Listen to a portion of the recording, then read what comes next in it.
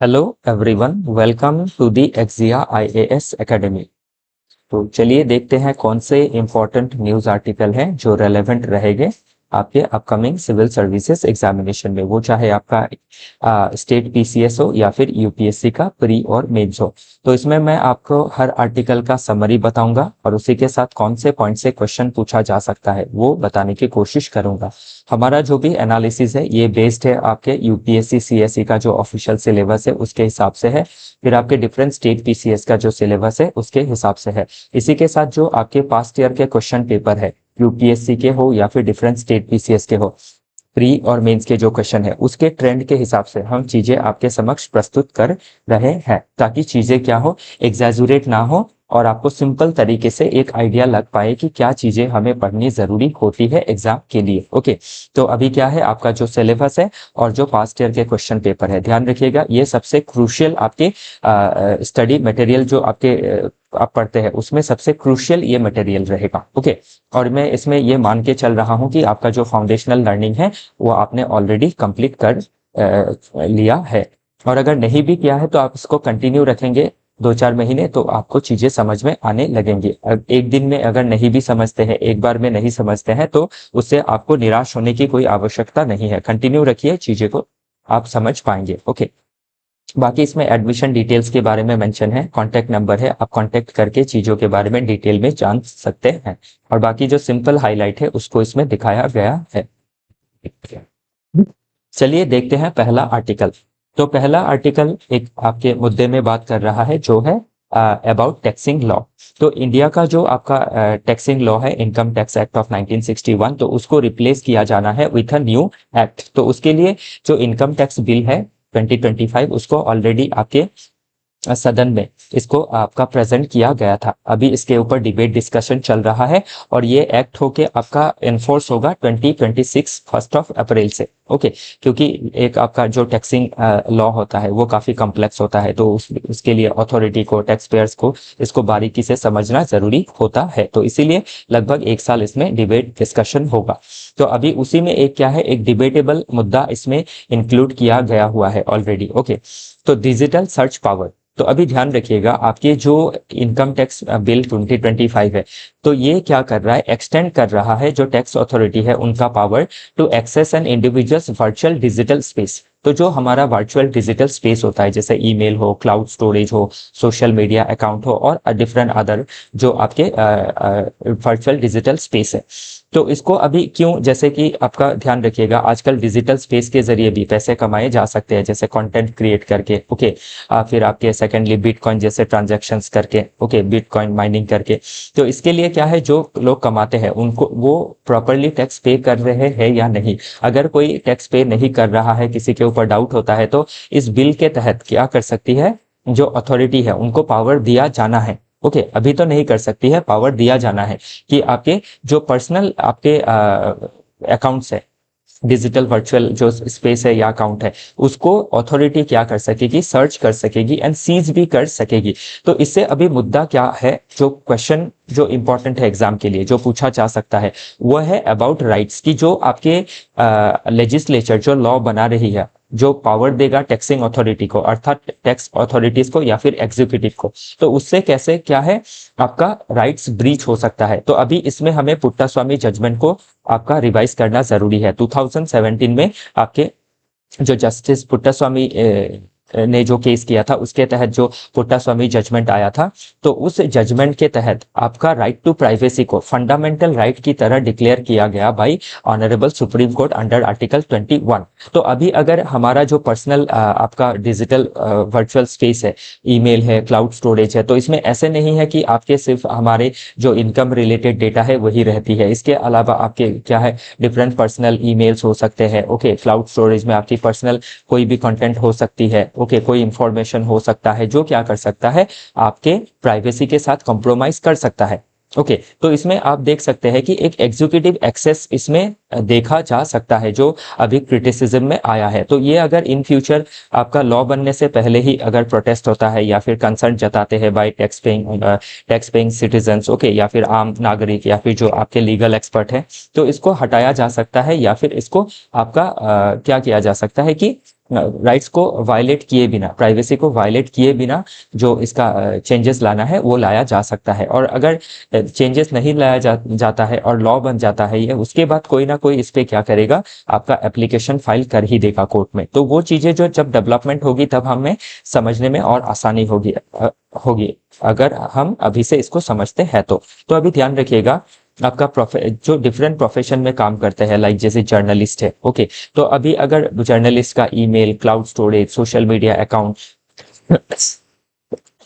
इनके ऊपर सर्च और सीजर होता है, तो उससे क्या है, जो जर्नलिस्ट है उनका कॉन्फिडेंशियलिटी आपका जो है वो वायलेट हो सकता है, उनके वर्क में इम्पैक्ट पड़ सकता है। ओके, तो ये काफी जरूरी है कि इसमें जो जुडिशियल ओवरसाइट है वो देखा जाना चाहिए। Okay, which is essential to ensure transparency and accountability, क्योंकि गवर्नमेंट को अगर आपके लेजिस्लेचर के जरिए इस तरह का पावर दिया गया, ओके, कि सर्च किया जा सकता है, सीज किया जा सकता है, तो गवर्नमेंट टैक्स के मामले में तो सीज कर सकती है, इसके अलावा अलग मामले में भी टैक्स का मामला है बोल के आपका प्राइवेसी को वायलेट कर सकती है, लोगों का फंडामेंटल राइट्स को वायलेट कर सकती है। तो ध्यान रखिएगा, काफी इंपॉर्टेंट मुद्दा है, राइट्स को लिंक करके इसमें क्वेश्चन पूछे जाने की संभावना upcoming civil services pre mains में इंपॉर्टेंट रहेगा, स्पेशली मेंस में राइट्स को लिंक करके। और आपका जो नया बिल है उसके रिगार्डिंग क्वेश्चन बन सकता है, और पुराना जो लॉ है वो कब आया था, उसको कौन रिप्लेस कर रहा है, ऐसे क्वेश्चंस प्री में बन सकते हैं। ओके, बाकी चीजें थोड़ा बहुत आप देखिएगा तो आपको ध्यान में आएंगी। तो अभी इसमें अगर देखें तो प्राइवेसी को प्रोटेक्ट करना सबसे ज्यादा जरूरी है, और इसमें आप एक गवर्नमेंट का ओवर रीच देख रहे हैं, तो गवर्नमेंट का जब भी ओवर रीच होता है तो हमारा फंडामेंटल राइट्स वायलेट होता है, तो उसमें हमें जुडिशियल ओवरसाइट का जो नीड है वो रहता है। ओके, चलिए देखते हैं अगला आर्टिकल। नेक्स्ट आर्टिकल बात करता है ऑन कुलाह। ओके, तो अभी इसमें आपका जो मुस्लिम वुमेन है, ओके, उनके जो डाइवोर्स का राइट है उसको कुलाह कहा गया है। तो कुलाह क्या है, जो आपका पर्सनल लॉ आता है। ओके, डिफरेंट, अभी पर्सनल लॉ क्या होता है, डिफरेंट रिलीजन के खुद के पर्सनल लॉ होते हैं, आपके मैरिज के, डाइवोर्स के, इनहेरिटेंस के। ओके, तो अभी जो कुलाह है तो ये पर्सनल लॉ के तहत आता है, जिसके तहत आपका क्या होता है, जो मुस्लिम महिला है वो क्या कर सकती है, हस्बैंड से डाइवोर्स ले सकती है विदाउट आपका जो हस्बैंड है वो अगर आपका कंसेंट नहीं भी देता है तो भी क्या कर सकती है, वुमेन डाइवोर्स ले सकती है। तो हाल ही में तेलंगाना हाई कोर्ट में इसके बारे में जिक्र हुआ है। तो ये जो आरिफ अली केस है उसमें ये चीजें उभर के आई है। तो कोर्ट ने रूल किया है that a Muslim wife has an absolute and unconditional right to dissolve her marriage through कुला and the husband's consent is not necessary. तो ये उसी पे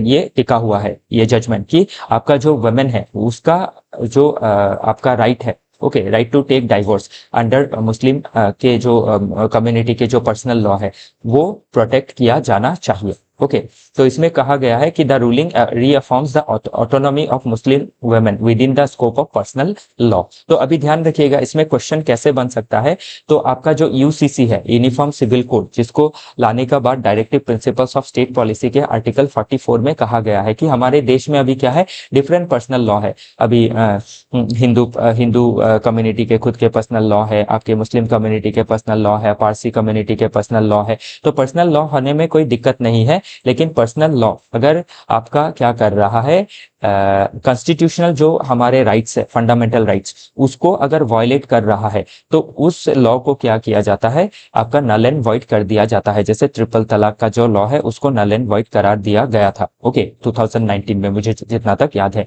तो अभी जो खुला है तो ये क्या है, कॉन्स्टिट्यूशन के साथ अलाइंड हो रहा है कि एक वुमेन का क्या है, राइट होना चाहिए डाइवोर्स लेने का। तो वैसे ही हस्बैंड का भी राइट होना चाहिए डाइवोर्स लेने का।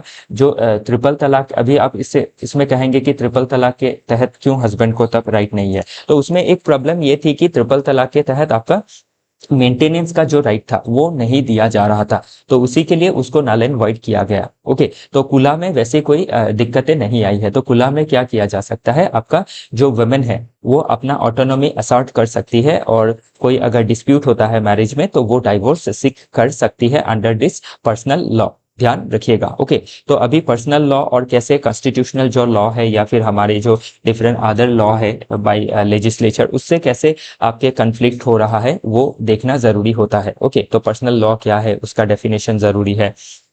मेंस के लिए। फिर यूनिफॉर्म सिविल कोड क्या है, तो हाल ही में उत्तराखंड ने क्या किया है, आपका यूसीसी को पास किया है। तो अभी पहला स्टेट कौन सा है, ऐसे चीजें प्रीलिम्स में पूछी जा सकती है। और यूसीसी के बारे में आपका मेंस में पूछा जा सकता है कि यूसीसी क्यों जरूरत है। यूसीसी जरूरत होने का मेन बात तो ये है कि आपका जो वुमेन कम्युनिटी है, ओके, आपकी जो वुमेन फोक है, तो उनका जो राइट्स वायलेट होता है। पर्सनल लॉ में आपका क्या होता है, ज्यादातर जो राइट्स वायलेशन होता है वो वुमेन का ही होता है। फिर दूसरा जो मुद्दा है, जो आपके इंटर कम्युनिटी है, दो कम्युनिटी के बीच में अगर देखें तो किसी में कोई राइट है, किसी में नहीं है, तो ये क्या करता है, जो कॉन्स्टिट्यूशनल राइट है under article 14, right to equality before law and equal protection of law, तो राइट टू इक्वालिटी को क्या करता है, वायलेट करता है। आर्टिकल 15 जो राइट अगेंस्ट डिस्क्रिमिनेशन है उसको वायलेट करता है। तो इसके लिए हमें यूसीसी लाना जरूरी है। ओके, बाकी कुला क्या है वो मैंने आपको इसमें समझाया। तो पर्सनल लॉ के ऊपर क्वेश्चन बन सकता है। ओके, ध्यान रखिएगा। और कुला को क्या किया है, आपके ऑनरेबल तेलंगाना हाई कोर्ट ने ये सही ठहराया है और रीअफर्म भी किया है कि ऑटोनॉमी है मुस्लिम वुमेन की under this personal law. Okay, तो यही पूरा मुद्दा है। बाकी जो मेंस में पूछा जाएगा वो रहेगा यूसीसी के बारे में। नेक्स्ट आर्टिकल बात करता है tale of two nationalism. Okay, तो अभी दो नेशनलिज्म का कहानी इसमें बता रहा है कि, तो पहला बात तो ये है कि नेशनलिज्म क्या है वो समझना हमें जरूरी हो जाता है। तो नेशनलिज्म क्या कहता है, ये आपका एक इमेजिनरी आइडिया है, ओके, जो क्या करता है, लोगों को बांधता है, एक सेंस ऑफ बिलोंगिंगनेस देता है। अगर मैं एक लाइन में कहूं तो नेशनलिज्म क्या है, एक आइडिया है जो क्या करता है, सेंस ऑफ बिलोंगिंगनेस को दर्शाता है। फॉर एग्जांपल अभी जैसे जर्मनी है, ओके, तो जर्मनी पीपल जो है वो जर्मन स्पीकर्स है, तो उनको लेके एक देश बना है, तो सभी जर्मन को लेके या फिर जर्मनी कल्चर या फिर जर्मनी लैंग्वेज को लेके सेंस ऑफ बिलोंगिंगनेस फील करते हैं, तो उनके अंदर वो क्या है, एक सेंस ऑफ नेशनलिज्म है। ओके, तो उसी तरह से फ्रेंच में फ्रेंच नेशनलिज्म है। इंडिया का जो नेशनलिज्म है उसका जो बेस है वो कोई लैंग्वेज या फिर कोई एक कल्चर नहीं है। उसका बेस क्या है, आपका सेकुलरिज्म है। उसका बेस हमारा क्या है, यूनिटी इन डाइवर्सिटी है। ओके, तो वो हमारा बेस है कि हम ऐसे एक देश है जिसमें क्या है, हम यूनिटी एंड डाइवर्सिटी को लेके हमने अपना नेशनलिज्म को देखा है। हम सभी एक साथ, चाहे हम किसी भी लैंग्वेज के हो, किसी भी आपके रीजन के हो, रिलीजन के हो, हम एक सेंस ऑफ बिलोंगिंगनेस को फील करते हैं because of India's historical past, जिसमें हमने क्या किया, आपके इंडस वैली सिविलाइजेशन से लेके आज तक आपकी डिफरेंट समय पे यूनिटी आप देख सकते हैं। या फिर आप एंशियंट हिस्ट्री में भी देखें तो डिफरेंट आपके रिलीजन का सर्च हुआ था। ओके, डिफरेंट फिलोसॉफी का सर्च हुआ था, जैसे आपका हिंदुइज्म हो, बुद्धिज्म हो, जैनिज्म हो, सिखिज्म हो। ओके, इन सभी को आप देख सकते हैं। तो अभी इसमें टू टेल ऑफ नेशनलिज्म में क्या बता रहा है कि सबसे जो जरूरी नेशनलिज्म है वो है कॉन्स्टिट्यूशन। क्या बता रहा है कि कॉन्स्टिट्यूशनल नेशनलिज्म क्या है, unity in diversity. Constitutional nationalism क्या है, सेकुलरिज्म। कॉन्स्टिट्यूशनल नेशनलिज्म क्या है कि आपके जो कॉन्स्टिट्यूशनल के प्रिंसिपल है उसको फॉलो करना, हर लैंग्वेज हर रिलीजन को आपका रिस्पेक्ट करना। ओके, अगर कोई पार्टी या फिर कोई इंसान कहता है कि वो नेशनलिज्म नहीं है और आपके एक पर्टिकुलर रिलीजन के लोग ही इस नेशन को बिलोंग करते हैं, तो वो क्या हो जाता है, अदर टेल या फिर एक डिफरेंट टेल ऑफ नेशनलिज्म हो जाता है, जो देश की यूनिटी को, हार्मोनी को ब्रेक करता है और देश में लॉ एंड ऑर्डर जैसे सिचुएशन की भी क्रिएशन करता है। फॉर एग्जांपल आपके कम्युनल राइट्स होना। ओके, तो ये क्यों होता है, because of two tales of nationalism. तो हमें जो कॉन्स्टिट्यूशनल नेशनलिज्म है उसी को फॉलो करना जरूरी है। तो कॉन्स्टिट्यूशनल नेशनलिज्म किसके ऊपर बढ़ता हुआ है, यूनिटी इन डाइवर्सिटी के ऊपर, मल्टीकल्चरलिज्म के ऊपर आपका ये बेस्ड होके रखा है। तो उसी को हमें ध्यान में रखना जरूरी है। तो ध्यान रखिएगा, आपका नेशनलिज्म के ऊपर प्री में कभी रेफर कर सकता है कि नेशनलिज्म रेफर्स टू और best suitable definition of nationalism, ऐसे करके आपको 4 स्टेटमेंट दिए जा सकते हैं, तो राइट रॉन्ग निकालना पड़ सकता है। बाकी आप ध्यान रखिएगा, हमारे इंडिया का जो नेशनलिज्म है उसका अगर आप बेसिस देखें तो फ्रीडम मूवमेंट में आप उसको प्राप्त करेंगे कि हमारा नेशनलिज्म इंक्लूसिव है, एंटी कॉलोनियल है। तो कॉलोनियल स्ट्रगल करते करते हमने क्या किया, सब हमारे भाई बहन, ओके, डिफरेंट कास्ट के, रिलीजन के, लैंग्वेज के, सब हम एक यूनाइट हो गए और हमारे अंदर एक सेंस ऑफ यूनिटी आया, सेंस ऑफ बिलोंगिंगनेस आया। ओके, फर्दर आप गांधी जी का थॉट देखे, टैगोर साहब का थॉट देखे, अंबेडकर साहब का थॉट देखे, नेहरू जी का थॉट देखे, तो इनसे क्या पता चलता है, हमारे कॉन्स्टिट्यूशनल नेशनलिज्म का जो आइडिया है वो पता चलता है। ओके, तो ये सभी चीजें आपको मेंस में जरूरत पड़ेगी। आपके जीएस पेपर 2 में हो, जीएस पेपर 4 में हो, एथिक्स में, ओके। देन आपके एसए में भी कोई अगर नेशनलिज्म के ऊपर क्वेश्चन बनता है तो उसमें आपको ये लिखना पड़ सकता है। तो अभी Muslim nationalism, Hindu Hindu nationalism, okay, या फिर क्रिश्चियन नेशनलिज्म, तो ये सारी नेशनलिज्म जो है वो आपके क्या है, कॉन्स्टिट्यूशनल वैलिडिटी उसका नहीं है, ओके। तो वो ध्यान रखना जरूरी है, ध्यान रखिएगा, ओके। चलिए आगे देखते हैं।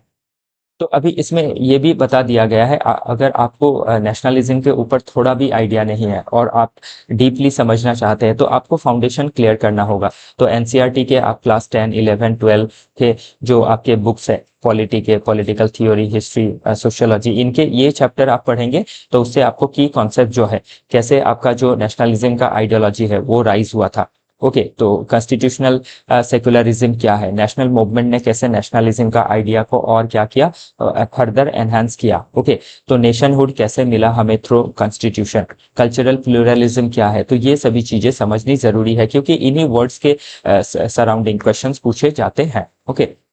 आपको इधर उधर की चीजें नहीं देखनी है, बस एनसीईआरटी देखिए, न्यूज़पेपर फॉलो कीजिए, it is enough to clear civil services examination, okay.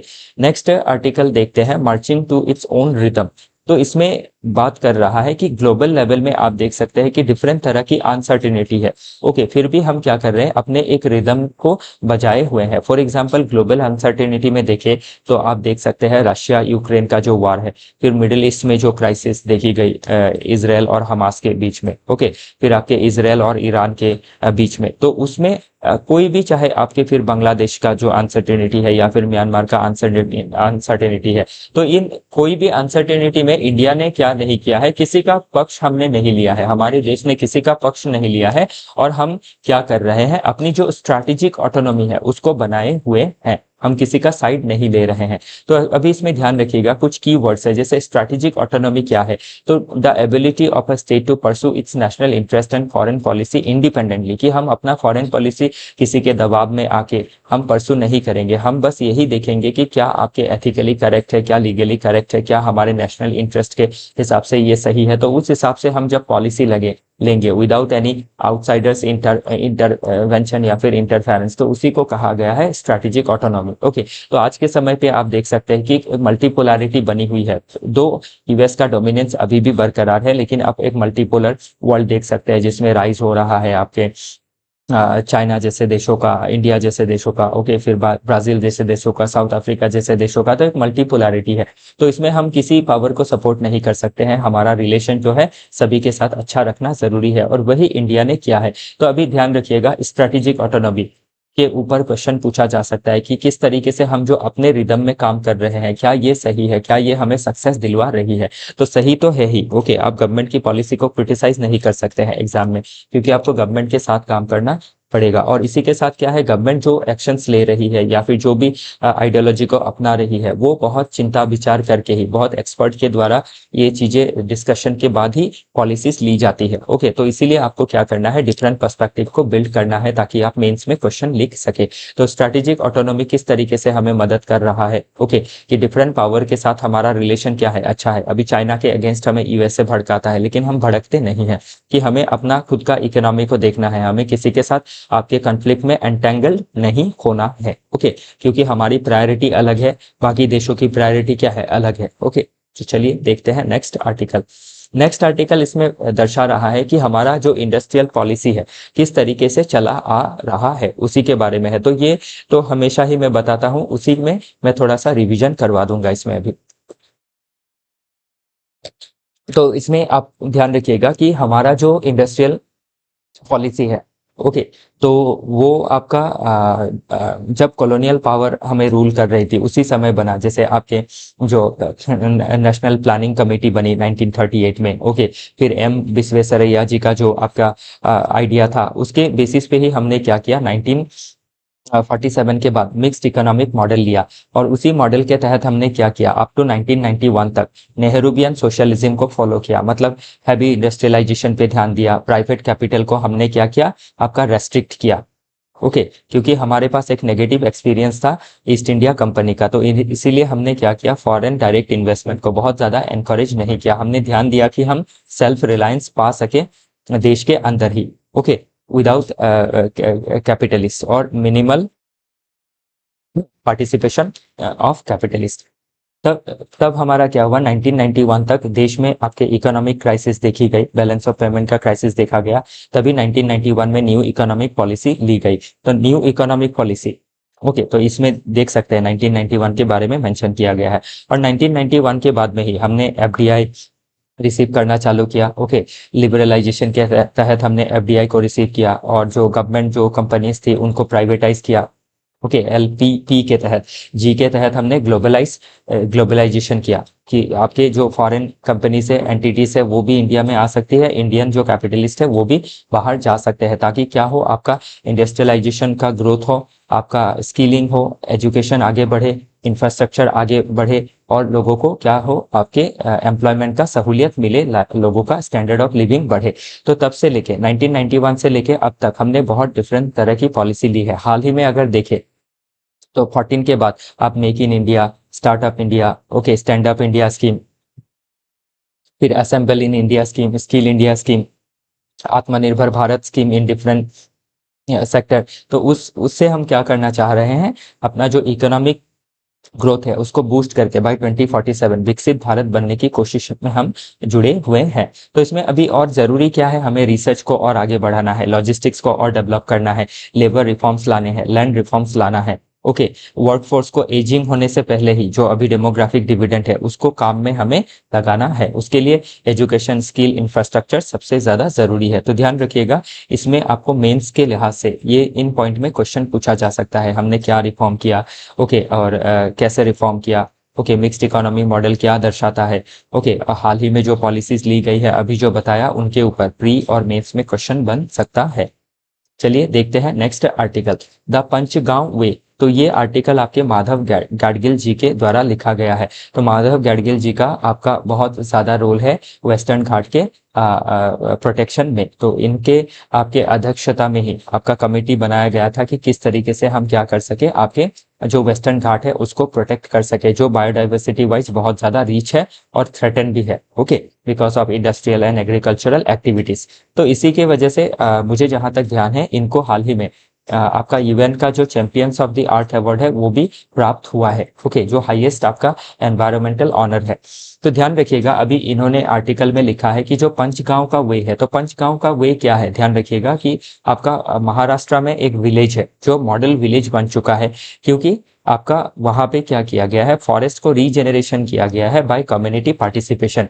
तो अगर हम कम्युनिटी को पार्टिसिपेट करवाए, जो आपके लोकल जो गवर्नेंस है, पंचायत है, उनको अगर पार्टिसिपेट करवाए, ट्राइबल अथॉरिटी को अगर पार्टिसिपेट करवाए, तो उससे क्या होगा, हम जो आपका डिफॉरेस्टेशन है उसको बहुत हद तक रोक सकते हैं और लोकली हम क्या कर सकते हैं, फॉरेस्ट को डेवलप कर सकते हैं, जो फॉरेस्ट ऑलरेडी है उनको प्रोटेक्ट कर सकते हैं। और इसी के साथ जो लोकल कम्युनिटी है, ट्राइबल कम्युनिटी है, उनका फॉरेस्ट राइट को भी प्रोटेक्ट किया जा सकता है। तो इसमें जो आपका फॉरेस्ट राइट एक्ट 2006 है उसको भी आप कनेक्ट कर सकते हैं। फिर जो जॉइंट फॉरेस्ट मैनेजमेंट का जो हमारा प्रोविजन है, ओके, तो उसके तहत हम क्या कर सकते हैं, फॉरेस्ट के मैनेजमेंट में सिर्फ आपके टॉप डाउन अप्रोच ना लेके कि सेंटर पॉलिसी बनाएगी, सेंटर स्ट्रिक्टली इंप्लीमेंट करेगी, उसको ना देखते हुए हम क्या कर सकते हैं, बॉटम अप पॉलिसी ले सकते हैं, जिसमें क्या करेंगी, जो डिफरेंट रीजन है उनके जो लोकल कम्युनिटी है वो खुद ही क्या करेगी, फॉरेस्ट को प्रोटेक्ट करेगी। तो हमें क्या करना है, आपका जो एक्ट है उसको लोकली करना जरूरी है। तो लोकली एक्ट करेंगे तो हम क्या कर सकते हैं, नेशन वाइड हमारे जो डिफॉरेस्टेशन का प्रॉब्लम है उससे हम निपट सकते हैं। तो आज के डिस्कशन का आखिरी आर्टिकल है, why is the ECI delisting political parties. तो हाल ही में आपके ईसीआई ने, आपके इलेक्शन कमीशन ऑफ इंडिया ने लगभग 345 पार्टी को आपका डीलिस्टिंग करने का फैसला लिया है। तो अभी ध्यान रखिएगा कि आपका जो इलेक्शन कमीशन ऑफ इंडिया है, उनके पास आपके under representation of people act power होता है कि वो क्या कर सकती है, पॉलिटिकल पार्टी को रजिस्टर करवा सकती है, ओके। और रजिस्टर होने के बाद जब पार्टी क्या करती है, सर्टेन क्राइटेरिया फुलफिल करती है, तो उनको स्टेट पार्टी या फिर आपके नेशनल पार्टी के हिसाब से रिकॉग्नाइज किया जाता है। तो पहला जब रजिस्टर होता है तो उसको रजिस्टर्ड अनरिकॉग्नाइज्ड पॉलिटिकल पार्टी कहा जाता है। अनरिकॉग्नाइज्ड होता है, वो रजिस्टर्ड तो है लेकिन अनरिकॉग्नाइज्ड है। उसको रिकॉग्निशन तभी मिलेगा जब सर्टेन क्राइटेरिया वो फुलफिल फुलफिल करेगी, इलेक्शन में आपके सीट प्राप्त करेगी। ओके, तो अभी ध्यान रखिएगा हमारे देश में लगभग आपके 2800 आपके registered unorganise political party exist करती है। ओके, और इसमें आप ध्यान रखिएगा कि इसमें से आपके 2050 जो पार्टी है उन्होंने रिसेंट इलेक्शन में कोई पार्टिसिपेशन ही नहीं किया है, इवन उनका जो ऑफिस होना चाहिए वो भी नहीं है। और जो पार्टी को जो आपके इलेक्शन कमीशन ऑफ इंडिया के वेबसाइट में जो आपके ड्यूली जो चीजें अपडेट करनी पड़ती है उसका भी अपडेट नहीं प्राप्त हुआ है। ओके, तो अभी इससे क्या एक मुद्दा क्या बन के आता है, क्यों डी रजिस्टर करना है, अगर डी रजिस्टर नहीं करेंगे तो क्या प्रॉब्लम आ सकती है। तो स्पेशली क्या है, जो पार्टीज होती है उनको कुछ सहूलियत मिलती है, उनको कुछ फैसिलिटीज बेनिफिट मिलता है, जैसे कि आपके इनकम टैक्स लॉ के तहत इनकम टैक्स में एग्जाम्पशन मिलता है। तो अभी अगर इनकम टैक्स में एग्जाम्पशन मिलता है तो कोई आपका क्या कर सकता है, जो ब्लैक मनी है उसको चैनलाइज कर सकता है through this unrecognised political party जो रजिस्टर्ड है। ओके, जिनको टैक्स की छूट है, तो ये जब ऐसे छोटे छोटे पैसे को मोबिलाइज करेंगे, इनके पास पैसे प्राप्त होंगे, तो ब्लैक मनी एक तो व्हाइट करने की कोई कोशिश कर सकता है इन पॉलिटिकल पार्टीज के जरिए। सेकेंडली, जो पॉलिटिकल पार्टीज है अनरिकॉग्नाइज पॉलिटिकल पार्टीज, ओके, जिनका आपका सिग्निफिकेंट पोर्शन जो है वो प्रेजेंट ही नहीं है इलेक्शन में, तो ये पॉलिटिकल पार्टी का जो डोनेशन है वो क्या कर सकती है, नेशन के अगेंस्ट भी इस्तेमाल किया जा सकता है, देश के अंदर इंस्टेबिलिटी क्रिएट करने के लिए भी इसका इस्तेमाल किया जा सकता है। तो इन पार्टीज के ऊपर क्या करना है, स्ट्रिक्ट विजिल रखना बहुत ज्यादा जरूरी है। अभी इसमें चैलेंजेस क्या है, ध्यान रखिएगा। अभी इलेक्शन कमीशन ऑफ इंडिया के पास रजिस्टर करने का पावर तो है रिप्रेजेंटेशन ऑफ पीपल्स एक्ट के तहत, लेकिन डी रजिस्ट्रेशन में उनको चैलेंजेस आ सकती है। फिर भी ध्यान रखिएगा कि अगर पॉलिटिकल पार्टी आपके जो नॉर्म्स है उसको वायलेट करती है तो कोर्ट ने आपका जजमेंट दिया है, पास्ट में कहीं इसमें मेंशन होगा, तो कोर्ट ने जजमेंट दिया है कि क्या कर सकती है, जो ईसीआई है वो पार्टी को आपकी डी लिस्ट कर सकती है अगर पार्टी क्या करती है, जो स्टैब्लिश नॉर्म्स है रूल्स है उसको वायलेट करती है।